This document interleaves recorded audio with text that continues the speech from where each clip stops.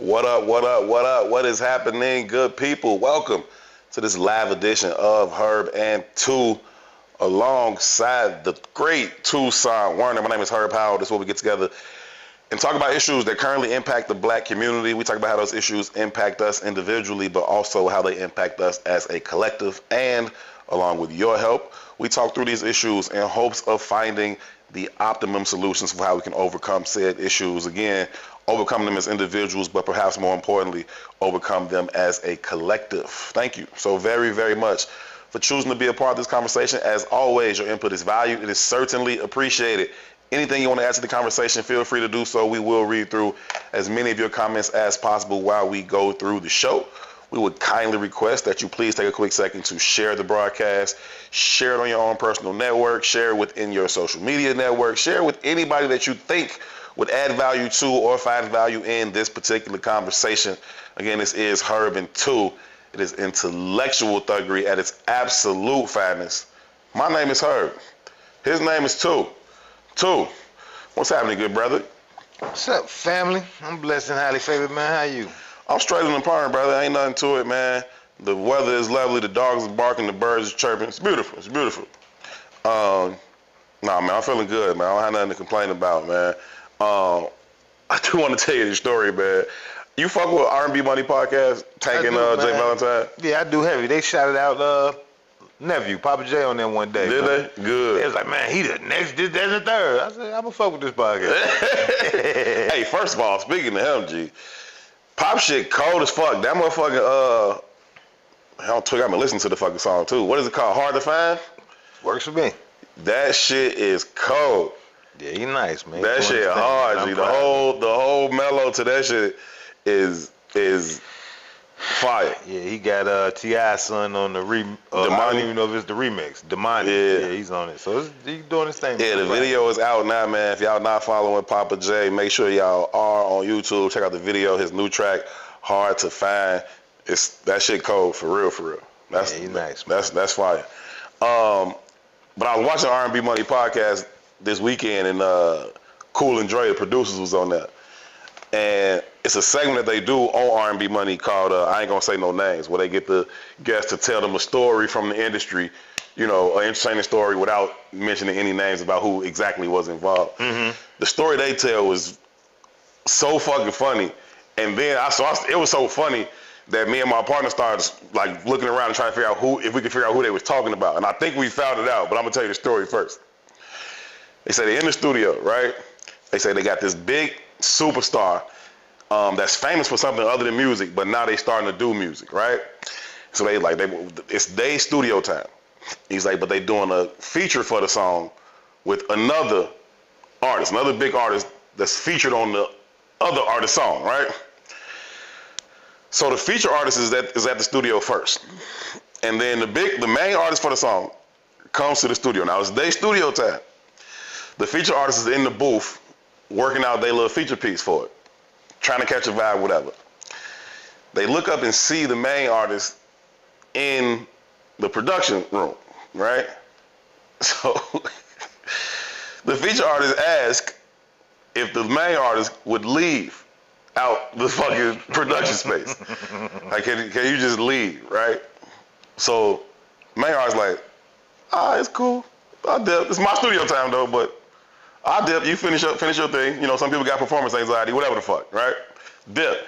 Goes into the waiting room, right? On the other side. The lounge on the other side.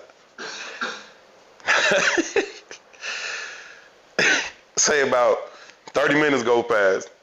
The engineer comes out of the studio, goes up to the main artist like, look, man, would you mind, you know, they told me to come out and ask, I know you left the studio, but they said, would you go downstairs? Building? Would you I just go downstairs now. Would you go downstairs? So your aura, your presence in the building is too much for me. Throwing me off. I can't catch a vibe and finish my part. Can you mind just going downstairs? Oh, okay. Mind you, this is my studio time. Say word. Humbly, the main artist agrees. Goes downstairs. Now this is a superstar. Sitting in the lobby. Anybody coming out the building and seeing them and shit, and they just sitting there, whatever. So Cool and Dre say, about an hour go past. right? Just sitting down in the lobby. The engineer comes downstairs and says, yo, they were saying they couldn't really catch the vibe. They said they asked me to come down here and see if you were still in the building. To see if you were in the building. He like, what? He like, I left out the studio. I went into the lounge. Then I left out the lounge and came downstairs. He's like, I know it ain't me. I'm just passing the message. They said, would you mind waiting outside? Outside the building. This is my studio time. Again. Blew my fucking mind that the artist obliged, left, went and sat in the whip, hopped back in the truck, patiently waited. About an hour goes past, right? The main artist for the song sees the feature artist leaving the building, come out, scurry to their car, dip. Don't say nothing to them, right? Like, whatever. As long as I guess they laid their part down, I'm gone. So go in the studio, get back into the studio. The main artist say, hey, all right, let me play what they did. He's like, well, they never did nothing. They said they couldn't get the They wasn't fucking with it. They didn't lay nothing down and then left. Now, it's been about 3 hours of this bullshit, and they never laid the shit down, G. I said, what? So Cool and Dre, they like, we couldn't believe, like, it was the wildest shit we ever even heard of, right? So I'm like, yo, what the fuck? So now I'm super intrigued. I got to know who it is, right? I'm trying to think about it, like, who's famous for something else and then hopped into music and had big songs. So we get to scurry and we get to reading comments and this, that, and the third, and people throw out these different theories. And one of them was somebody in the industry said it was Jamie Foxx. Jamie Foxx was the main artist, and that the feature artist was Lauryn Hill. And when I heard it, it made so much fucking sense. I said, it makes a whole lot of sense. Jamie Foxx is famous as a comedian, then he came into music, had great success there as well.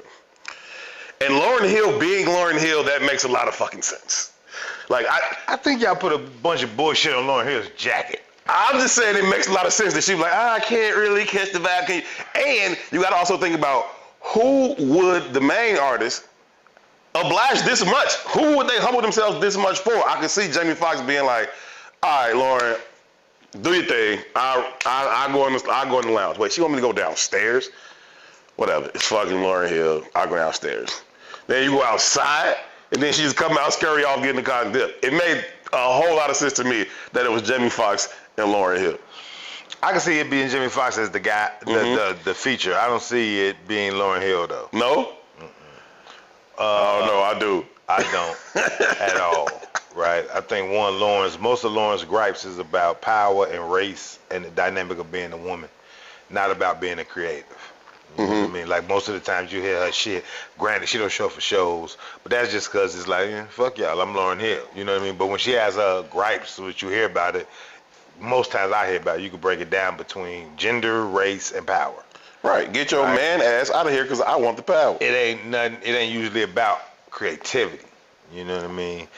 When you were saying it was the feature artist famous from somewhere else, it had to be an athlete or actor. So Jamie makes sense, but I don't think it's Lauren though. I don't know, man. Who knows though? But they all weirdos, shit bro. Was hilarious. All that shit is motherfuckers who was underappreciated in high school, found their way through whatever creative arts, and now they overexert a false sense of power, in my opinion. Yeah. You know, I think we're in this space where a bunch of Kanye's. Yeah, you know, the decadent veil is going away. You know what I mean? I think, you know, I just seen recently that, what's the little investment website? Everybody got stocks and bonds off their website. Like the Bitcoin stuff? Two dudes. It's InvestFest, all them people. Whoever them people is who do InvestFest. Like they're declining in their numbers on social media. You know, people ain't buying into that shit no more. So I just think it's a moment in time where like that level of validation in our community is going away, and I think it's a necessity, man. So, but shout out to whoever that artist is, though, man. I do think it's Jamie. I think Jamie Foxx would only be the viable answer for somebody who was like a artist or somebody else that was famous in some other arena. I can't think of nobody else. I was struggling with when you was talking about. I was struggling when you was telling the story. But an actor, actress, or a goddamn athlete somewhere. And they, you know, and they had large success switching over into the music game too. So that was very, very limited. Jamie Foxx is really the only one that even comes to mind that fits the bill. And I didn't think about it until I saw the comments or whatever too. But that Jamie Foxx makes a lot of sense. I feel you on Lauryn Hill, but I also think I can see her under that act. Plus, I think if it was somebody else, Jamie Foxx would be like, nigga, fuck you. You know what I'm saying? I don't know, just an interesting little story. But shout out to R&B Money Podcast. That should be good. Man, did you happen to see the story of Corey Harris? So the brother who was in Texas, he's in Texas. He's going to a Zoom, he's on a Zoom call for a suspended license, but he's driving. Yes. Now that they got the Zoom courts and all that, virtual court. This shit is just funny. One, it's just funny. Gee, the brother's facial expression like, yeah. Were you just driving? Yeah. It was so funny because he like, yeah, I'm just pulling up to my doctor's appointment right now. He said, hold on, I'm parking. They like, have some empathy, motherfucker. The judge like, is this a fucking driving on suspended license case? Am I on pump or some shit?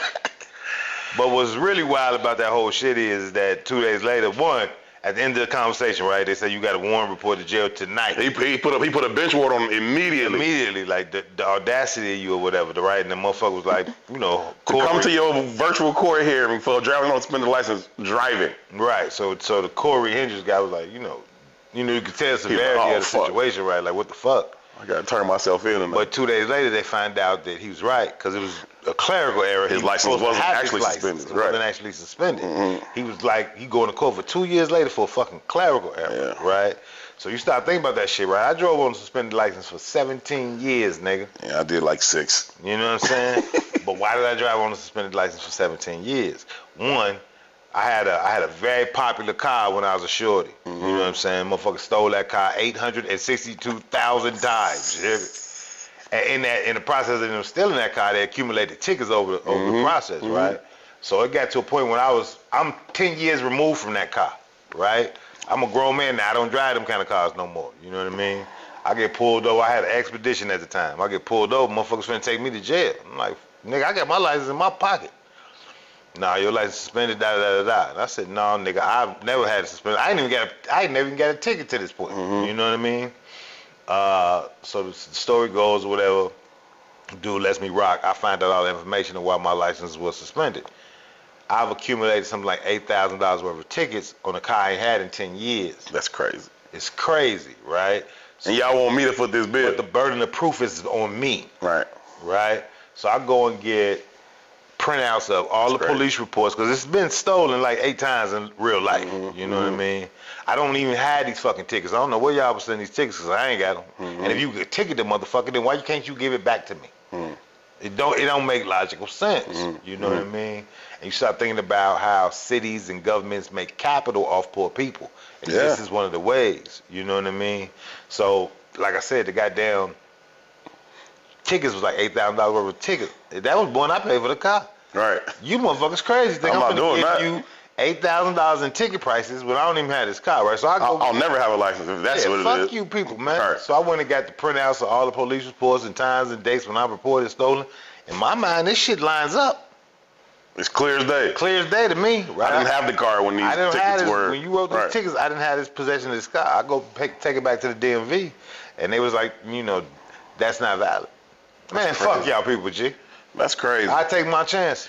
You know what's fucked up about a lot of that, the systems and all the bureaucracy and shit, is that a lot of it is predicated on just who the fuck you talking to on a given day. It really is. You know what I'm saying? Like, I catch you in a bad motherfucking mood, or I catch just uncooperative motherfucker or uncaring motherfucker, you gonna tell me no and I'm gone. Where somebody else would just be like, oh, that's crazy, and just hit a button and I'm Gucci. That stuff be crazy to me, man. They was trying to tell me my car was stolen recently, and to get it released from the tow yard after they found it, I just went up there just to sign it over to the insurance company so the insurance company could come get it, assess it, decide whatever the fuck they was gonna do.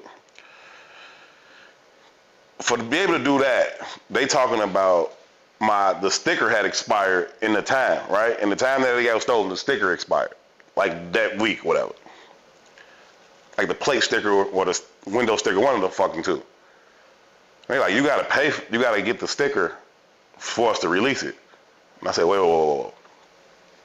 I don't even know if I'm ever gonna have this car again, right? I'm here to sign it over to the insurance so they can assess it and decide whether or not they're gonna total it out or repair the motherfucker.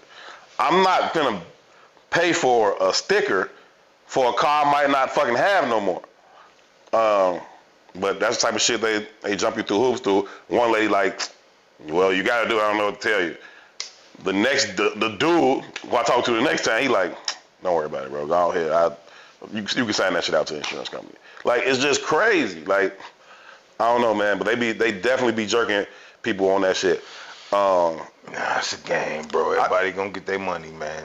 I got arrested like every month when I was in Carbondale in college for driving on suspended license. And it was so easy for them because it's 10 people in fucking Carbondale. Every time they know you. Every time they saw my motherfucking car, they just swooped on my ass. I was like, God damn, they. Mm-hmm. I was in there all the time. Under the City and Political Games Act, right? I ended up going to jail for real out there for that shit, matter of fact.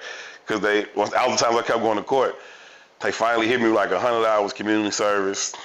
And I just wasn't doing it. I wasn't doing it. You're a dumbass. You think you gonna get away with it and everything? Yeah. Play that shit. I always think the universe go work it out for me. Mm-hmm. And I never did it. And I would go back to court for the follow-ups and all that. And the second to last time I went, the judge was like, she was like, look, you better start working on these hours before you come back to court next month or whatever the fuck it was. Well, I showed up to court next time, still 100 hours due. 99.9 hours left. 100, nigga. 100. I didn't do nothing. I'll never forget that judge looked at the paper. She was like, looked up at me. Oh, you think I'm playing with you? I tell you what. You go sit over there until I figure out what I'm doing. All y'all is going to jail today. You gonna learn your little goof ass. Bailiff handcuffed my dumb ass in the court. I'm in fucking Jackson County Jail for some dumb fucking contempt of court. Man, you noticed, excuse me, last 2 weeks we done had 57 people shot and 10 of them died, right? Over the weekends? Between the holiday weekend and last weekend. Mm-hmm. We had 57 people shot and 10 died. Mm-hmm. Not that, I mean, those numbers are high, but those numbers are not outrageously high for what Chicago is. That's one weekend a lot of times in the summer. But the only reason I brought it forth because, like, if you paid attention to the national conversation and the media conversation, you've not heard very many conversations around Chicago violence, like seeping out through the news and being the topic of conversation that it traditionally is. Right. And to the point of the tickets and how they play the games and how power works and how the conversation works. And even the last conversation we had with the brother from Trap House Chicago when he was talking about the understanding of crime. Yeah, shout out to Mashad. Yeah, we're in the midst of having the DNC convention here. Right. So they have to change the narrative. You know what I mean? Because they're inviting in a new client base. You know what I mean? Mm-hmm. I just think it's interesting, like, how the game works. Right? Yeah. Though we done had 60 people essentially shot, these ain't the conversations we're having, but on the slow news week, these will be the conversations we're having. You know what I mean? And it's a slow news week, but we have the DNC coming, and we ain't for that bullshit. That's not the message we're selling. And it's very interesting, like, how the science of media works. They just pull this string this time, this string that time. And it works geniusly. And it works. Every time they want it to work. You know what I mean? It's really interesting to me to see how that plays out. Nah, because it's ever present. All the shit is always there. So it just depends on when they want to shine light on it and in what light they want to paint it. And it works however they want it to. That's the fucking beauty of media. That's the beauty of marketing and all of that. Like, you can manipulate any story to create any outcome that you want. And by and large, people believe it. It's a line in the wire where the text say, yeah, Americans are pretty dumb people by and large. We pretty much believe anything we're told. Like, that's just the fucking truth. I think with the DNC coming here, there's obviously a lot of political posturing and maneuvering, people trying to set themselves up for it. Oh, I met one of the organizers for it too. And I was like, yo, I need to know you. You do. I was like, you need to talk to them immediately. She was like, "Fuck you, nigga." Okay, she was They said fuck me too, just on paperwork. Yeah, no, they said fuck me 5 times in a row. She said what? She said, "Okay, cool," because we was chilling in a real casual setting, and then that came up, and I was like, "Oh, I need to know you for real." She's like, "Why?" And I was like, "Because I need some access and some fucking influence on these when the shit get here. I need." She's like, well, "Access for what?" I said, "I want some of them on my podcast." She said, "Fuck you," and walked away. I was like, "Damn." But as they do all this fucking posturing, they got to create certain narratives, right? They got to lay the foundation for whatever it is they trying to get done in that week. Whatever stories they're going to tell, whatever narratives they're going to push, they got to lay the foundation for them shits. And so here we are.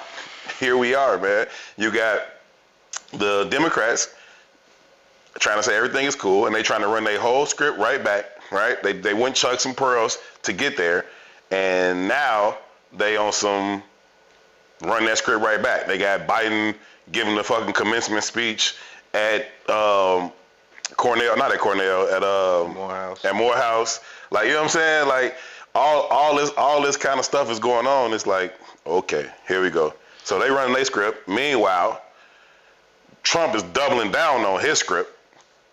Like, they did all that shit with his trial, right? He get found guilty on 34 counts, 34 felonies. Even before you jump that far, as far as you mean the lady from the DNC, Yeah. right? I've been listening to the Midnight Miracle a lot, and that's Dave Chappelle, Mos Def, Yasin Bey, Talib Kweli, and then they bring in like other guests every now and again. I think they recorded most of these during the pandemic. Yeah. And it's on a private platform. Like they hold Mos and Talib, I can't remember the name of the platform they rock with, but they put out their last album. They don't put out nothing on like none of the public platforms. It's all like you got to pay for this membership shit. But I guess since they did all this during the pandemic, they done lost faith in it, and now they just putting the shit out on YouTube. But they had the Daily Show guy, Jon Stewart, right? And Jon Stewart was talking about a conversation he was having with, and I can't remember who he was having it with, and he was like, it might just be the PR version of all these politicians that actually come on this show. And he was like, man, every time I send out this packet or get an invite or invite somebody to the show, there's always this strategist that comes back to me like, what do you think would be the most successful strategy that we can employ during said interview when we sit down with you? And John says he always replies with, well, I was kind of thinking that I'd ask questions and they'd tell me what they thought, and then I'd respond. But think about that. Simple enough. Right, simple enough. But that's the same reason she would be like, fuck you. It's the same reason how they dominate and manipulate the streams. Right. All of this shit is presentation and showmanship. It's none of it is authentic, right? Which is why they avoid the media fractions that they know they don't control. Yeah. Right? I'm not talking to you because you're gonna ask me to respond. Look, man, motherfuckers said they want. Some of this shit is masterful. Right? I interviewed Brandon Johnson on VON. I interviewed Dr. Umar on VON, right? And I rock with Umar. I know a lot of people got shit to say about Umar, but the shit I have qualms about with Umar ain't big enough for me to give a fuck. Right? To dismiss all the other value. Right, and I ain't even anti-Brandon Johnson all the way. Right. Because I understand his predicament. Right. But in the conversation, let's address some shit. Let's get to it. And I don't know if I told you or not, but when we was doing the interview with Brandon Johnson, man, the shit was masterful the way he avoided responsibility, the way he avoided accountability. And I don't even mean after the question was asked. I mean pre-question. He was preemptive in his strategy to dealing with certain shit. Right? And that's what the separator is, right? That's the rubber in the road for who's a good politician and who isn't. Right? People always like, you should think about that. No, fuck that, because I'm not that strategic. Right. I'm going to say this shit. Right. You understand me? I can't hide it for this long and sneak around. But what happened, man, was the man was supposed to be at VOA at 6 in the morning. Because it was the 5 a.m. show. Right? Hey, they pressing me to get there at 6. I didn't want to be there at 6. I thought that was bullshit to jump. You understand me? So I get there, whatever. I'm there at 6. Get a call. He gonna be a little late. It's gonna be 6:15. So now you gotta make up some shit. Yeah, you gotta fill the space now. Now you gotta fill the space because this was not the plan. 6:15 comes and goes. 6:30 comes around. There's another call. hey, I'm further behind than I thought. I done filled up 30 minutes of bullshit already. You know what I mean? Man, now give me this. Long story short, this is what this motherfucker did, and I said, I was mad, but I was like, you a cold motherfucker, right? This is at one of them pinnacle times when the migrant conversation was at the top of the goddamn conversation. Right? And the way he was engaging and dealing with it was at the top of the conversation. Long story short, man, that man called instead of showing up, and he gave you 10 minutes. Now you got to pass this microphone around between 3 motherfuckers who are eagerly waiting to talk to this guy. Oh yeah, we're gonna shorten this. So what happens is you ask the poignant question. I'm the one I was asked to be here, so they know I got the poignant question. Right. I realized this. I gotta set you up to get to the poignant question, though. Right. I can't just jump out the window with it. Right. So I throw the setup question out there. He talks for 7.5 minutes. Oh yeah. For the bullshit question. It's a filibuster. Then he has to take these 2 other questions from these 3 other people in the room. By the time you get back to me, we're closing the show. Thanks, guys. I gotta go. Thanks, guys. Great to hear you. Yeah. I'm out of here. Yeah. I said, you dirty son of a bitch. Under that same bag, I don't know if you got it. Did you get the private text that he sent out to black men last week? No. I did. Okay. So I got a private text from Brandon Johnson that went around talking about do not put this on social media. We're privately touching down. We want to have a conversation. We're going to meet at Cole Park. Mm-hmm. At first I was like, there's no reason for me to get this message. Somebody's bluffing. This is bullshit. And I can't fathom how you can have anything private at Cole Park. On 830 King Drive? Right. Cole Park was like a legendary basketball set when I was growing up. Mm-hmm. But Cole Park don't even have a field house for real. No. You know what I mean? So it's the courts, it's the softball fields, it's the open space. It's just open space. So at the end of the day, it's not a relatively large park either. It's 1 by 1 block. Right. What about this is going to be private? It just seemed like bullshit to me. Right. You know what I mean? So I waited to the very last minute. And when I knew some other people would be there, and I said, is this a real thing? Did he actually show up? And they said, yeah. So I was like, I'll come. Mm-hmm. And it's prom day, too. So shout out to all the prom kids. I was at one of my nephew's proms. Yeah. I ended up bouncing, shooting over there. And it was a goddamn rally instead of a meeting. But again, back to the mastery of this shit. Mm-hmm. I can't call y'all to come here rally with me. But I can call y'all with the promise of a conversation around shit that's affecting y'all. And then co-opt it to a rally. Then co-opt it to you ain't talking to me anyway. I got bait and switch. I got a microphone, I got a food truck and a DJ. What the fuck me need a DJ, my G? I said, boy, these niggas is different, bro. It's all theater, man. What you say? The whole world's a theater and every actor plays his part? That's what Shakespeare said. I just follow the rules. These motherfuckers is putting up the greatest performance of all time. Every day, though. Constantly playing in your face. Like, God damn. I sound like Crucial Conflict for a second. Constantly. I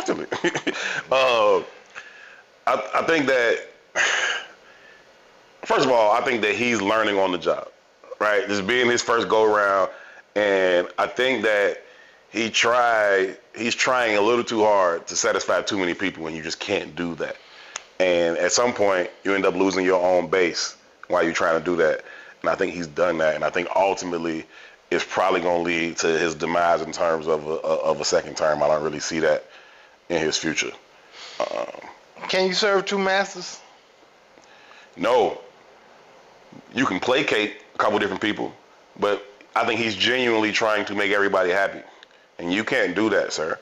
You are the mayor. What do you want Chicago to look like? And I know Chicago ain't that type of town where the mayor just get to dictate what it is. There's a lot of people you got to work with in this city. It's a lot of underhanded shit. It's a lot of street shit. It's a lot of political shit. There's a lot of moving parts that got to be kind of coordinated. That being said, sir, you are still the fucking mayor.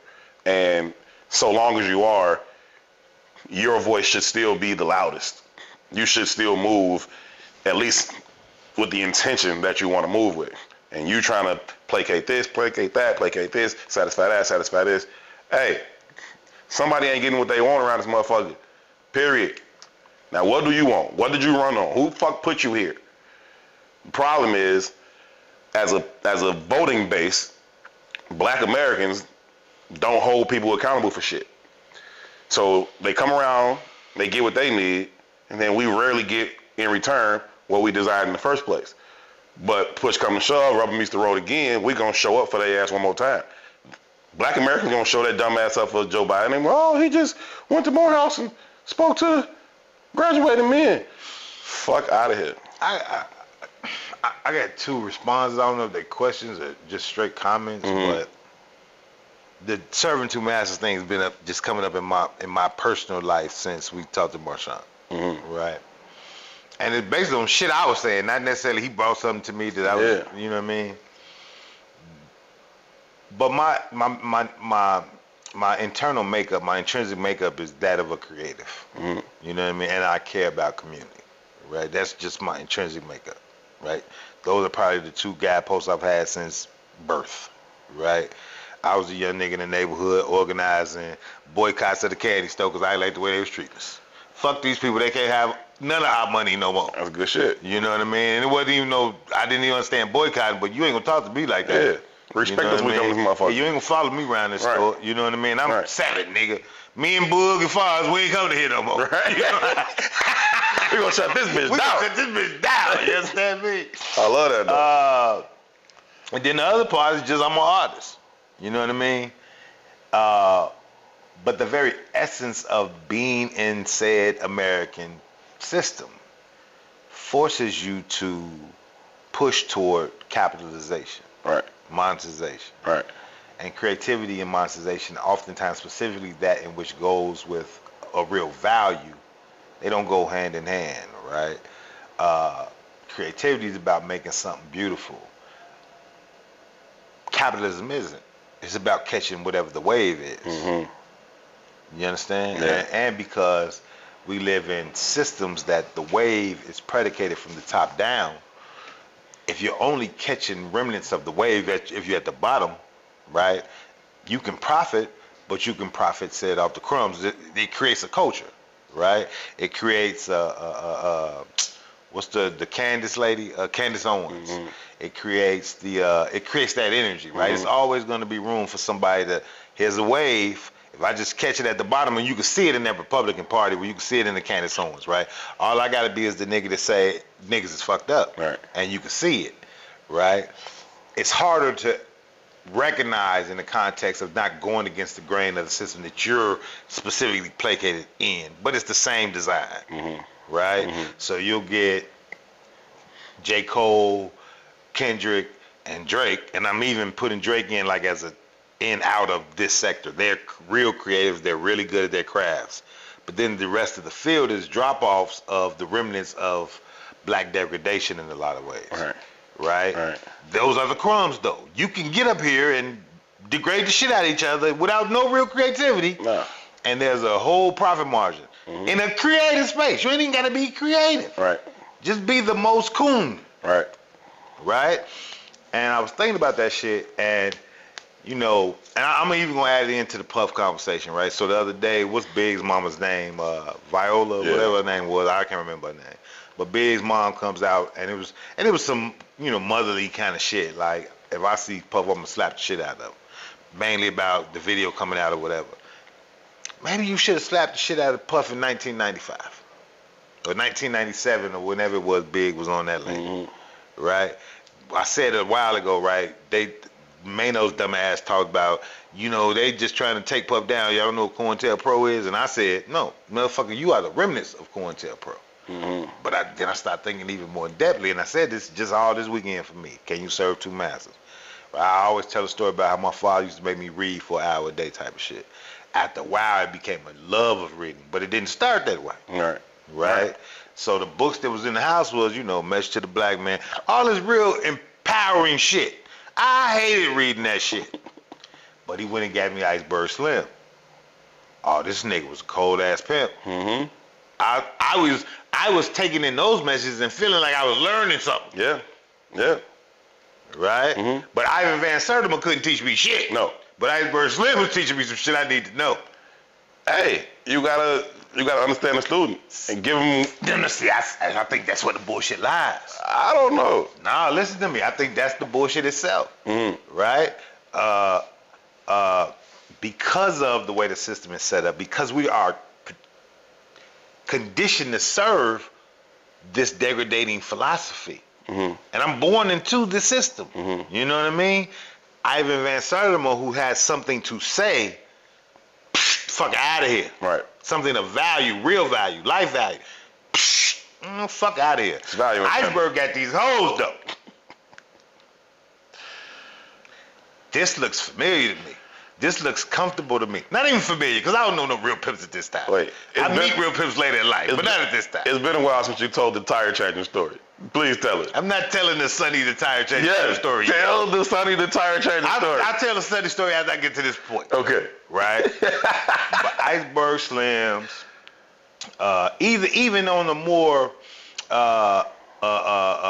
what's the word I want to say here? Nathan McCall Makes Me Want to Holler became one of my favorite books as a younger person. But even when you start pulling back the layers of the Nathan McCall shit, a lot of reason why it was my favorite shit, because it was just like some young hood shit, rites of passage hood shit. You know what I mean? But it was Sister Soldier, Iceberg Slims. That shit resonated with me because they was talking about projects, they was talking about hoes, they was talking about gangbanging, they was talking about shooting, they was talking about what hip hop is today. Sure. You know what I mean? They was talking about what black exploitation films are back then. They was talking about all of the shit that we uniquely attach to in our community, shit that we say we value, and ultimately we say is our culture, right? But when you start to, you said in the conversation you just made, man, but black people don't challenge the shit, so you can come in and say whatever. I argue that's not true. What we do challenge is Yvette Cornell. Sure. You understand what I'm saying? What we do challenge is, you know, even for that matter, what's the brother at the brother who's from Chicago, who does the reparations push? Cam Howard. Cam Howard. We challenge these conversations. We push back on that shit all the time. All that shit is at odds with each other, right? ADOS don't fuck with FBA. You know what I mean? Pan-Africanists don't fuck with this. All that shit is challenged. And when you start bringing it to even the larger black community, everybody picks a fucking side. I've been having Sadiq on my radio show every first Saturday of the month all year. Challenging veganism. All he's talking about is, look, I just want to live longer. Don't die. You eat that's gonna kill you. Motherfucking phone lines light up.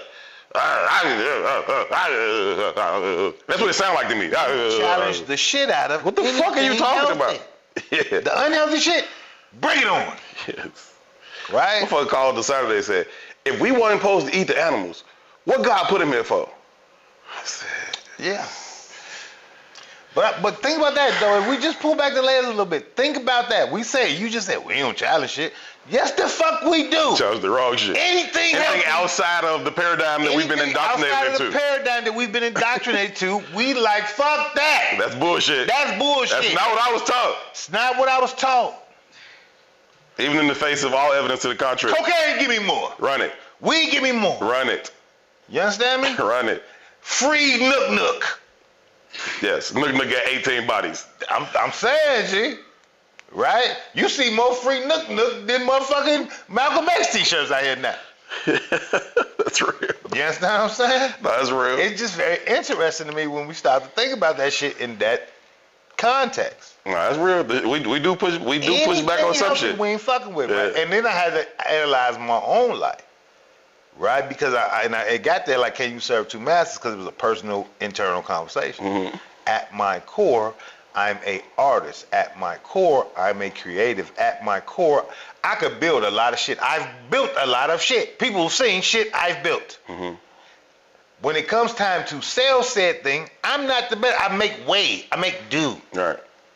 And my skill set and my talent has allowed me to sell at a high level to most niggas because most niggas ain't got nothing. I just got a crumb. But in truth, there's a disconnect between the creation of said thing and the monetization of said thing. Facts. And I'm always in this motherfucking struggle of how do I monetize said thing? Facts. But in truth, though, I don't really give a fuck about how to monetize said thing. I just want to build said thing. But I'm being forced to serve two masters. Right. Always. Right. Right? And if I'm being very honest, said thing that you build, whatever it happens to be, after a while I lose interest in said thing because my real work is always in the monetization of said thing. And I lose interest in the joy of the creation of said thing. I don't want to sell it.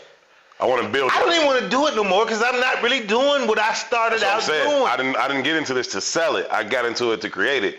And now I'm spending more time trying to fucking sell it than creating it.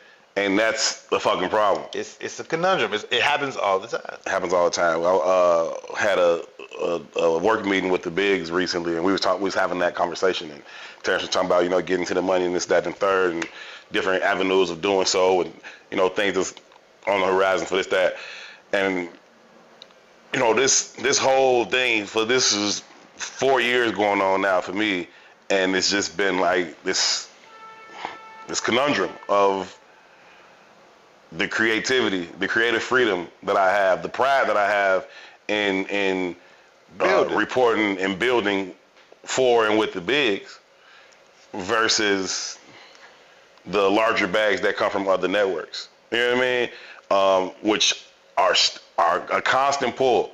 It's a constant pull at like, Herb, come here, Herb, come over here, Herb, come, and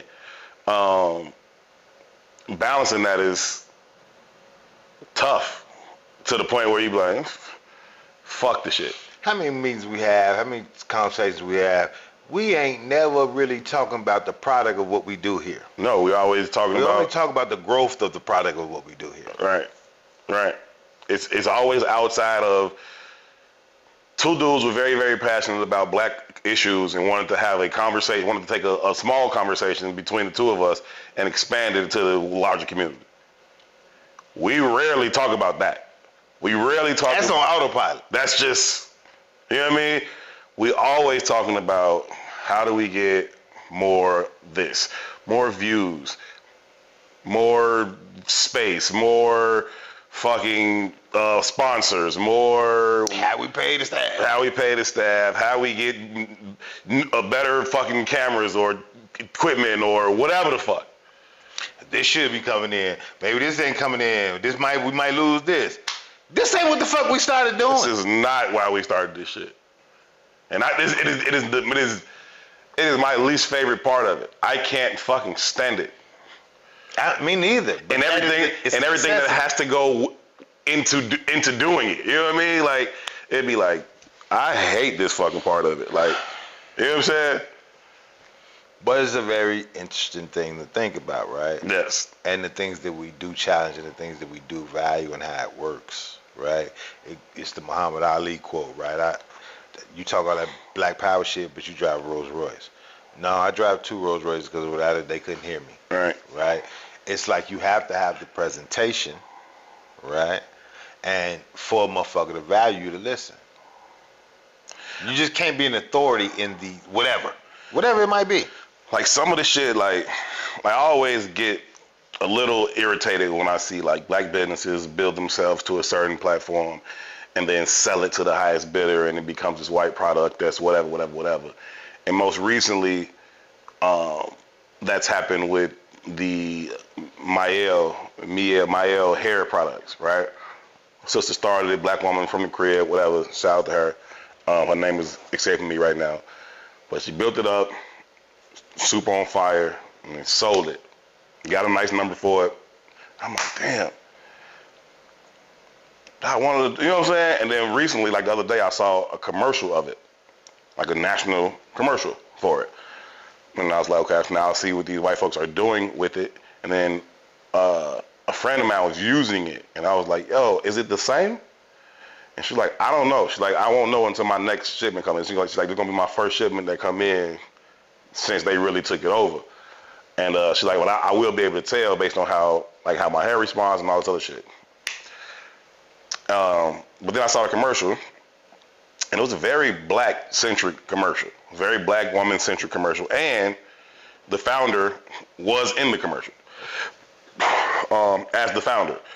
But I still just be struggling with that dynamic. But at this point, I get it. Like, I get it. You built this thing, you created this thing, and now you don't want all the fucking bullshit of trying to sell it and grow it. Like, hey, if y'all can get it to that next level, y'all want to cut me a fat ass check, y'all can own it now. Go, cool. And then you hope that they would move forward with some integrity and keep it a black-centric thing, whatever. But whether they do it or not, I get the... But again, that goes back to the same conversation. Can you serve 2 masters? Right. There will be no integrity. Right. They don't serve 2 masters. They serve one master. Right? And once you get it to that level, they're fully clear of the master that they serve, which is why they buy your ass out. Yeah. You've had enough value for us to reach the place where we can fully degrade you. Because it's only about one master now, which is profit, right? Hip hop has been sold to the greatest master, fully degradable product now. I don't have to speak to nothing of value, and we still calling this stupid shit a culture. I can fully degrade you, and now you're going to challenge anything of real value. Yeah. They not serving two masters. It's only the person at the bottom. What the fuck Mashawn say? The devil's greatest trick was Convince you he doesn't exist. Doesn't exist, right? And what the Bible say that he's manipulated, the greatest manipulator. Yes, motherfucker, there's no value here. At all. Right? But because the people at the bottom are so confused about it, they're forcing the people who have real intrinsic value, right? Being humble and not being humble simultaneously, because I'm not humble, right? Being a creative is the closest you can get to God. That is what we consider God, creation. Right. The creator. Right, the creator, right? But all creators are devalued until they reach the pinnacle of popular success, which only equates to who else values you. Right? You've always heard the story, what you look like being a 30-year-old rapper, what you don't look like being a 30-year-old rapper, if that's your creation. If that's what you want. You know what I mean? Words have power. You motherfuckers listen to Jay-Z like he's Jesus, even outside of rap. You understand what I'm saying? He can tell your ass what political decision to make. He can tell you what fashion choice to make. Right? So it's something about the words that he spews that has greater value than just him being a rapper. And that nigga's 67. Why should the nigga at 30 stop? Well, that's real. Because he ain't made it to Jay-Z's economic stature. Right. Right? Although he could be nicer. The words itself are of value. Sure. You know what I mean? Sure. It's just interesting to think about, man. Let me ask you this, man. I just want to throw this in there while it's a topic of great discussion in America. The WNBA shit, man. The Caitlin Clark shit. You know how I feel about Eminems of the world. Fuck them all. Hey. I'm saying. Hey, you sent me that damn video. Yes. Talking about when Eminem rapping. Hey, fuck out of here, dude. Ignorant as fuck. Caitlin Clark is Eminem. They played the Chicago Sky recently, and shorty, shit, her name is Katera's No, it's not. It's something with a C. It's two C's. Yeah. It's shit. Kennedy. What the fuck is her name? It's not Kennedy. It's Kennedy. It's Kennedy. It's some shit like that. I promise you it is. Watch what I find. It's not, motherfucker. It's very basic. It's just spelled. It's not basic. It is. It's spelled different. It's spelled like Cheyenne or something, but that's not it. It's like, God damn it. You fucking with me now. What up, Shannon? What up, y'all in the chat? I'm gonna tell you what the woman's name is in 1 second. Kennedy. Her name is Kennedy. That's what her name is. That's some nigga shit, dude, if it's Kennedy. Kennedy Carter. Kennedy Carter is her name. I told you it was a basic name. Is that how you spell Kennedy? In what language? I told you it was spelled weird. They spelling Kennedy in Hebrew. They just put the not Kennedy. They put an H in there. Kennedy, like I'm saying. Cianida. Kennedy. Fuck out of here. Cianida. Kennedy Carter. Kennedy Carter. Kennedy. Shut up, man. Kennedy Carter. Who can hoop her ass off, right? I don't know that I've seen in a long time, maybe since like Cappy or like E.C. Hill, a woman faster with the ball in her hand. Shorty can get 94 feet in no time flat, and she's fearless, right? That was a Kennedy, man. She get... We fuck with you, Kennedy. Ryan Jack say Caitlin looks like Detective Stabler from Law & Order. I saw a meme. They put up a meme about that. Does in real life. In real life. Anyway, SVU. Kennedy hooping, right? Now, what's interesting to know about this with Kennedy is Kennedy was the number 4 overall pick in the draft like 3-4 years ago. She had some struggles. She wasn't even in the league last year at all. So she went from being number 4 pick to out of the league in a couple years. Now she's out the league again. Now she's back in the league, and she's playing well for the Sky. But I can see why she would have a gripe with a Caitlin Clark. Shorty, I was the top pick too. You know what I'm saying? I was her too. But I didn't get all this fanfare and red carpet rollout that you got. She getting buckets on her. Chichinity. Your name's not Caitlyn Chichinity. You have to accept the understanding of those two God conversations we just had. Caitlyn's gonna make us some fucking money. We don't care if you can hoop. What's wrong with you, man? And your name is Chichinity. I can't sell that. Kennedy got a bucket on Shorty, and Kennedy played with that kind of fire. So she got a bucket on Shorty, and then she ran up on her like a little bitch and shoulder bumped her into the ground. Now, Caitlyn flailed around. Yeah, that's bullshit. Yeah, she absolutely jumped to the floor. Get the fuck out of here, lady. She bronzed it. She bronzed it. She bronzed it, but Kennedy did fucking just run up on her and shoulder bump her 94 feet from the bucket. That was so OC. It was. But she bronzed it when Caitlyn elbowed her ass too, though. Yeah. Falling off. Stay on the floor then. Right. That's how I feel about it. You know what I mean? But it's a competitive sport, man. I think, one, shout out to the ladies that's hooping, and shout out to the world for paying attention. Yeah. Right? But what's happening, what we're seeing is the difference between, it's a gender conversation taking place that we ain't acknowledging as a gender conversation. This is sport. This is the game. This is how it's played, right? You could think of specific, nigga, I could think of when Mad Max slammed Michael Jordan. Yeah. This is Michael Jeffrey Jordan. Yeah. You don't slam him, nigga. The league should have been, and the league responded, right? This is Michael Jeffrey Jordan. But what was Max doing? Nigga, I don't give a fuck who you is, bro. I go get my paycheck the same way you do. Right. Right? They had specific players in the NBA, and they still do, kind of, sort of. Right. Draymond is that guy. Just enforcers. Right. Not enforcers. It's just Draymond today. It's nobody else. And he's just whatever. But. Right? But you can say whatever you want. Golden State doesn't have the championships that they have without a Draymond. Agreed. You know what I mean? Sure. So you have those kind of. This is a mainstay in sport. Yeah, but right. And Chichinity ain't even that. It's just they done made this white girl above the fray. Right. No, shorty. You're not. You're not above the fray. These grown women. If Caitlyn Clark is Michael Jeffrey Jordan, then you got to elevate. Mike was getting slammed to the ground. Mike had to hit the fucking weights. Nobody made an excuse for Mike. No. This is the game. Rick Mahorn didn't give a fuck. Right? I heard Jesse Jackson say this shit one time. It's one of the most viable things I've ever heard Jesse Jackson say. Mm-hmm. He said, man, he was getting interviewed. He said, man, people think black people excel at sport because we have a greater athletic prowess or, something like that. He said, that's not true. He said, the reason we excel at sport is because the rules are clearly defined. It's one of the only worlds where the rules are clearly defined, right? This goddamn court is going to be 90 feet every time we touch it. These rims are going to be 10 foot in the air every time we touch it, and you can't change that. Right. So the rules are standard, and we're going to play within the rules. We just better. Right. Right? In business, you can't tell what the rules are. The court changes every time depending on who you play, nigga. Right? How high the rim is changes depending on who you talk to. The rules are not clearly defined. Right? But in sport, the football field is going to be 100 motherfucking yards. Every time. Every time. The rules are clearly defined. Right? Granted, is it a foul? Sure. Foul me. But let's not have a national conversation because your white ass got fouled. Right. The foul exists because it's a rule in the sport. You shot your free throw, didn't you?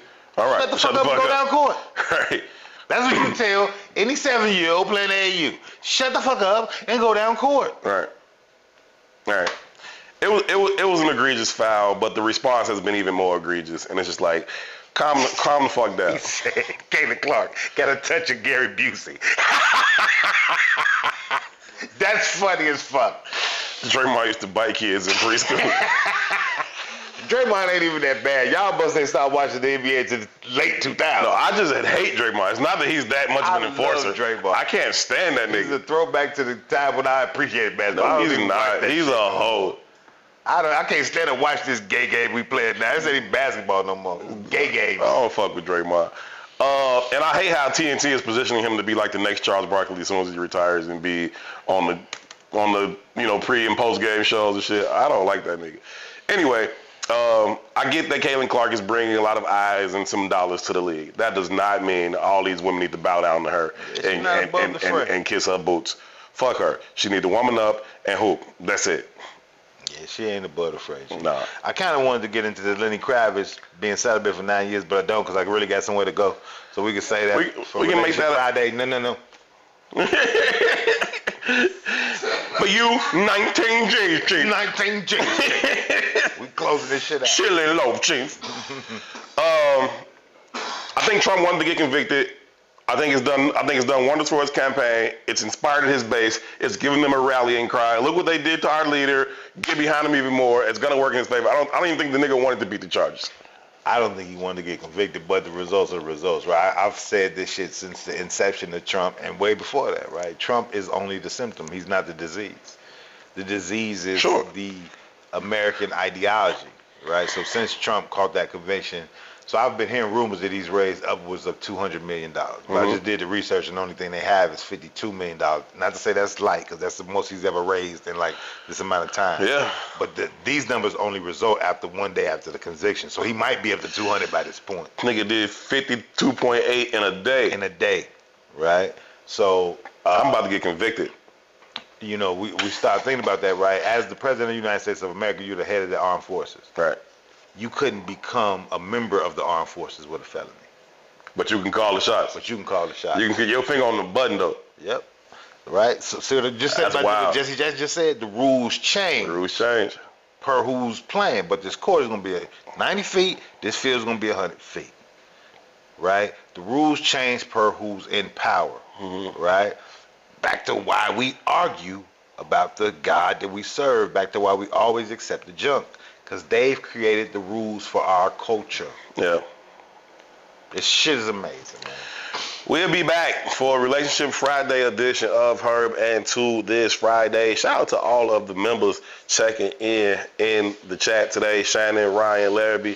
See y'all. Love y'all. Appreciate y'all. Make sure y'all get to the website. Check out some of the merch. Some hot shit on there that y'all need for the summertime. Also, y'all really need to start being official dirtbags so we can get this bonus episode that goes out every single week. We dive a little bit deeper on some of these topics, but we also get into some personal things as well.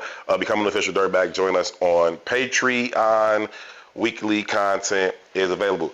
10 pounds down on my plant-based shit. First month in. My brother, go ahead. Down 10 pounds.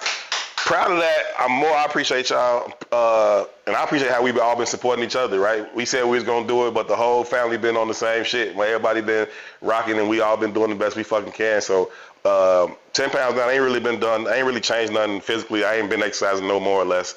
But the 10 pounds down, more than that though, my skin is clearing up. That was the first thing I noticed. I didn't even know the weight shit until I stepped on the scale yesterday. I noticed my skin. I had been getting these dark black circles. It was getting bigger and darker, and it's fading a lot. It's shrinking and it's lightening. Not on no Charlemagne shit, but on some natural shit. So proud of that progress. It's been a journey, but I'm happy with it. I'm sticking to it. People keep asking me, like, how long are you gonna do it? I'm like, we committed to do it for 3 months, but I'm hoping to do it for the rest of my motherfucking life is what I really want to do, man. And I feel like if we can do it 3 months, why the fuck stop? You know what I mean? I know what every fat thing in America tastes like. I can close my eyes and taste Italian Fiesta. I know what it tastes like. I know what a rack of ribs from Limbs tastes like. I know what all the fucking gyros from Nicky's and everywhere else fucking tastes like. I know what all that shit tastes like. It tastes amazing. It's fucking fire. Yeah, but I like that tension. You down 10, I'm down 26, right? Yeah. And then, in general, right, I was riding the lake the other day. I went to see one of my partners. He's like, damn, boy, what you doing? You know what I mean? Yep. Ozempic. Nope. I take crack over Ozempic. You know the face of crack. That's been researched this But now again though, right? It's a conversation, right? Even when we start doing the plant-based Come on, Shannon, there's plenty space. Appreciate you, Larry. Regardless, what's up, brother? Even when we start doing the plant-based shit, I told you I cheated that day. I went out with my old lady and I stopped and got a chicken salad. Yeah. Which would have been the light day when I wasn't. I ate a third of that chicken salad. Not even a third, man. Maybe a quarter of that shit. Yeah. And it was heavy on me. I wanted to go to sleep. And Yeah. it just changed. You really could feel it when you're feel paying the difference, attention. man. You know what I mean? So yeah, salute. But it goes to the same conversation, man. Serving the wrong. You can't serve two gods, man. You got to decide. And deciding takes work. You got to decide. You got to decide. I have decided for at least a month. And we've completed a month now. And on to month number 2. We're going to add in some more exercise and see if we can do some. We did 10 this month. See if we can do 20 here in June. And, keep getting better. But I feel better. Just lighter, resting better, energy, all that shit. I encourage y'all jump down. We appreciate y'all, man. We got a slide. We love y'all. We appreciate y'all. Like I said, we'll be back later this week for the Relationship Friday episode. Huge shout out to P. Shout out to Ron. Shout out to E. For 2, I'm Herb. Y'all be good to each other. Peace. Salam alaikum.